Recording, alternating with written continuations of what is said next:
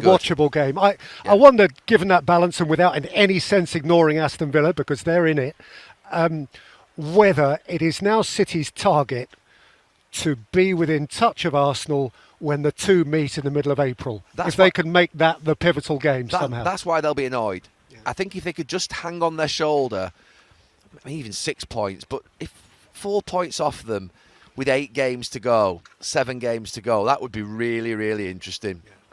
And Pep Guardiola can start to really turn the heat up. But they've got to be within touching distance of them. I said, I think, in my podcast the other day, that I think Arsenal will win the title. I think that City will go in front of them at times, maybe. They might catch them up. But I just think that Arsenal have got so much. I think yesterday at Bournemouth was the perfect example of that. You know, they go a goal down. Gabriel has that sort of pass across the box. But then the firepower that they bring off the bench, Jesus, Saka and Trossard, I think they brought off the bench, didn't they, in the second half.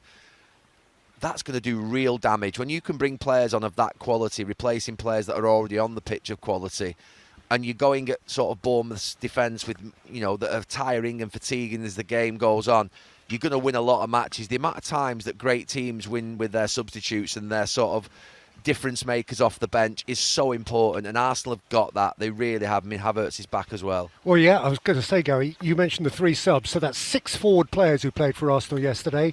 Eze didn't get on, and Havertz wasn't even in the playing party. Yeah. I mean, that is formidable strength, isn't it? It is, and that's what they're going to have going down the home straight. They're going to have options, and what Arsenal are going to be able to do, I mean, City can do it as well. You think when Doku comes on the pitch today, you think that he's got that sort of ability to do things. But what Arsenal are going to be able to do is be 1-1, 1-0 down, and be able to throw on 3 or 4 players that are just going to completely transform the game and the momentum of a match. And they're well set up, and they're definitely better defensively than Manchester City. I look at that City back 4 at the end. That would concern me. That's not going to win a title.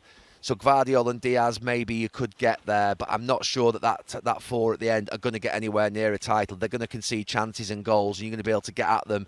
So that's a big problem. If Diaz and sort of Gvardiol are out for 4 weeks now, what does that do to City? So, yeah, Arsenal look like they've really invested well behind that sort of top back 4 that they've got. Timber, Calafiore, Gabriel and Saliba. You've now got Nkapie, you've got Lewis Skelly, you've got Ben White, and the missed one, there's Mosquera.